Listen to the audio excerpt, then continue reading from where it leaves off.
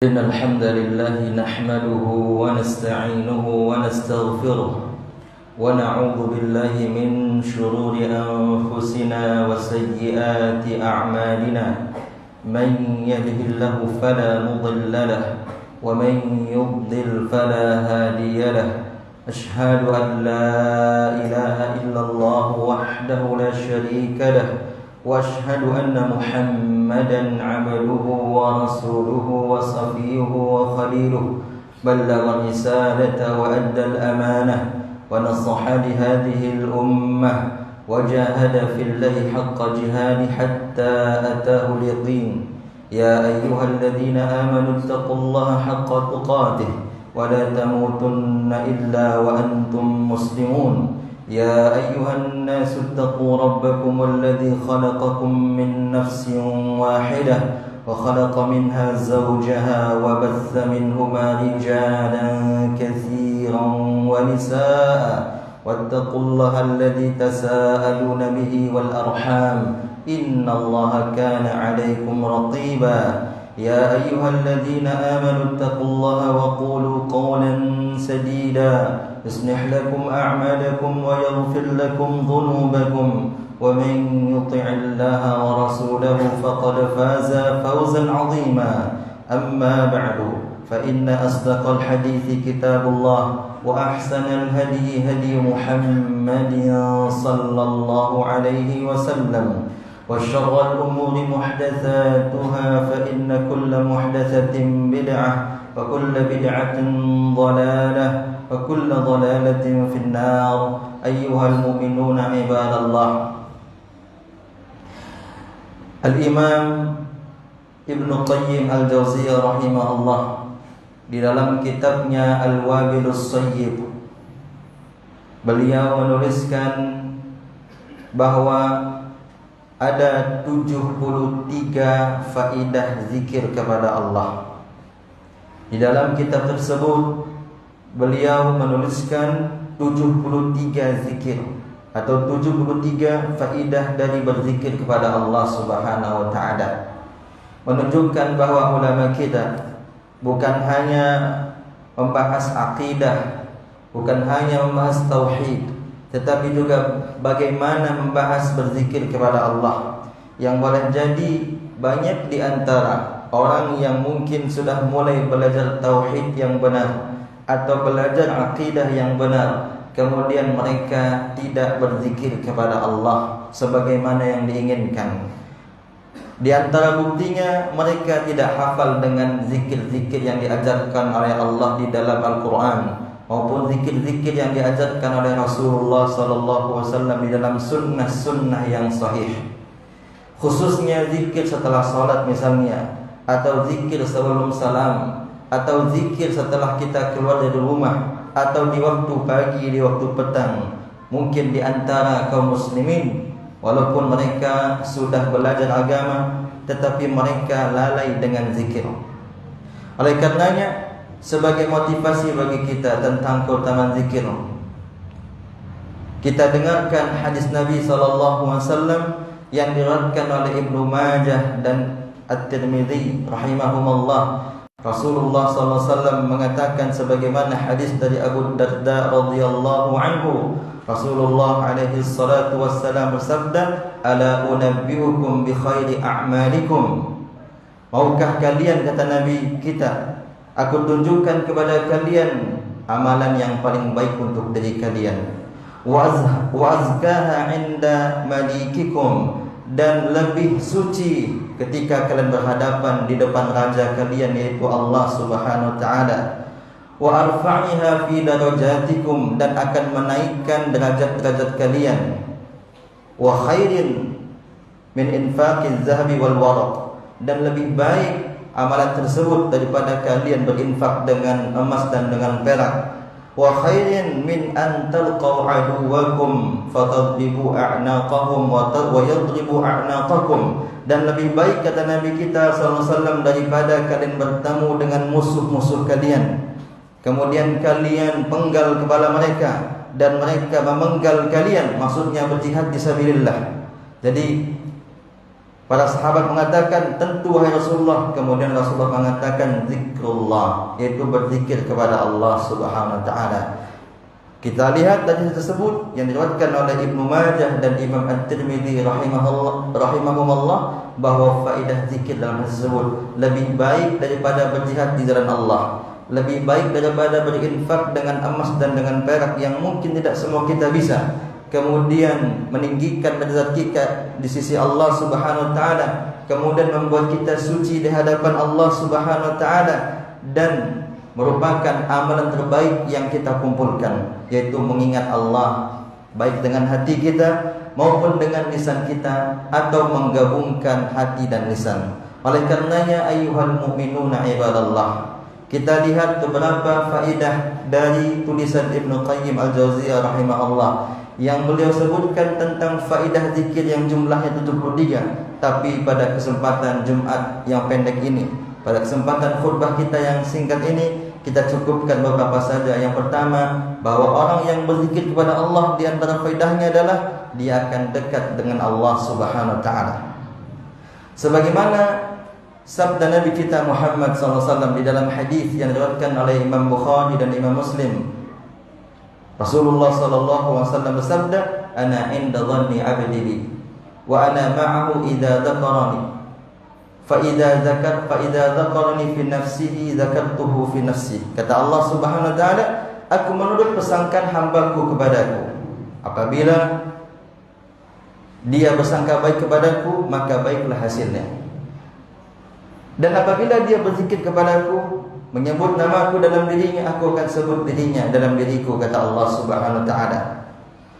Wa idza dzakarani fi mala'in dzakartuhu fi mala'i khairin minhu. Apabila dia menyebut namaku di khayalan ramai, aku akan sebut dia di hadapan penduduk langit, kata Allah Subhanahu wa taala. Wa idza taqarraba ilayya, apabila kata Allah SWT masih dalam hadis yang sama, wa idza taqarraba ilayya shibran, apabila dia mendekat kepadaku satu jengkal, taqarrabtu ilaihi zira'an, maka aku akan mendekat kepadanya satu hasta. Wa idza taqarraba ila zira'an taqarrabtu ilaihi ba'an, apabila dia mendekat kepadaku satu hasta, aku akan mendekat kepadanya lebih daripada satu hasta. Wa idza taqarraba ilayya yamshi, apabila dia datang kepadaku dengan berjalan, taqarrabtu ilaihi harwalatan, maka aku akan mendekat kepadanya dengan berlari, kata Allah SWT. Hadis ini menunjukkan para hadirin yang dimuliakan Allah, bahwa orang yang berzikir kepada Allah, dia akan dekat dengan Allah SWT. Allah akan datang kepadanya, bukan Allah menunggunya, tetapi Allah datang kepadanya dikarenakan dia berzikir kepada Allah. Oleh karenanya pantas saja apabila Allah mengatakan di dalam surat Al-Baqarah, "Fadhkuruni adzkurkum washkuruli wa la takfurun." Ingatlah aku, berzikirlah kepadaku, kata Allah Subhanahu wa taala, maka aku akan ingat kepada kalian.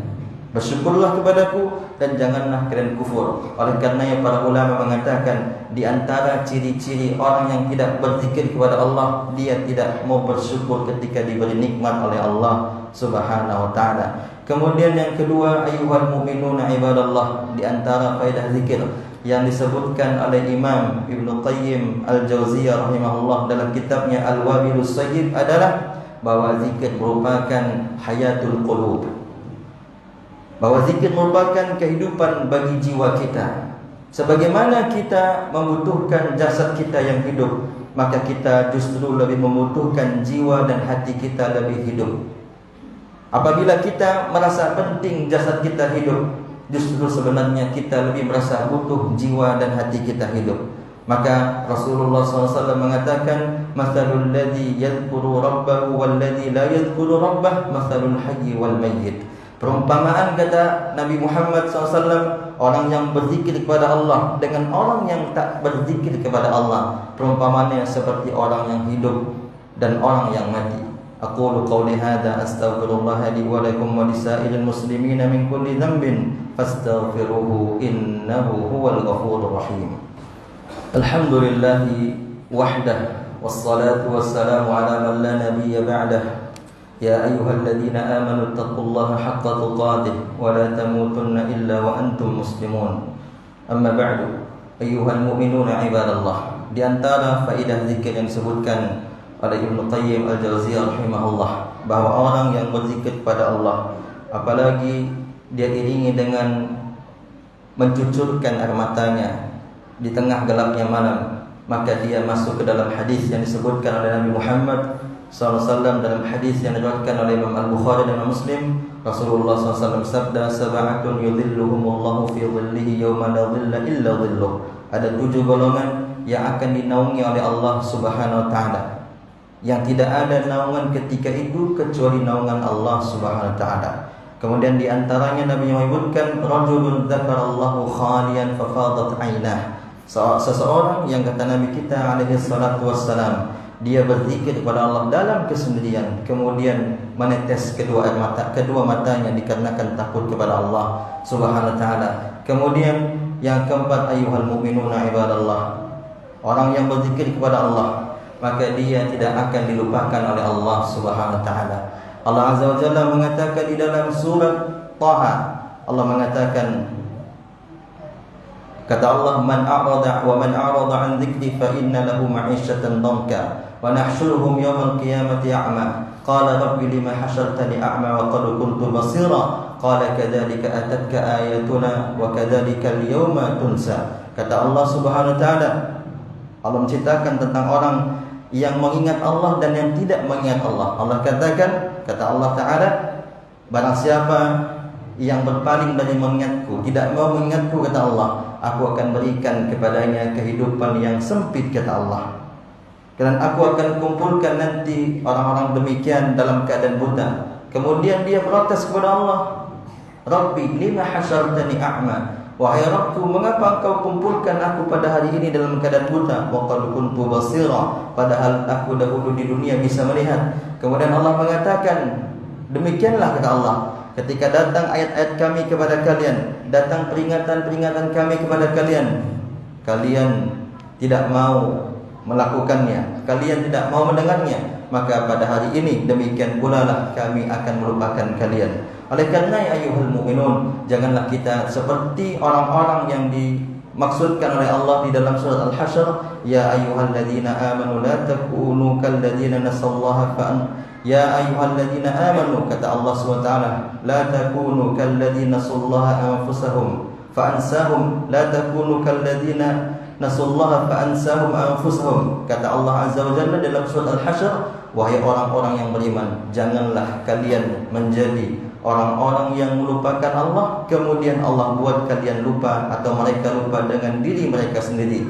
Di antara penyebabnya ayyuhal mu'minun adalah karena mereka tidak mau berzikir kepada Allah, karena mereka tidak mau mengingat Allah. Zikir pagi tidak mereka lakukan, walaupun hanya mengucapkan asbahna wa asbahal mulku lillah walhamdulillah wa la ilaha illallah wallahu akbar.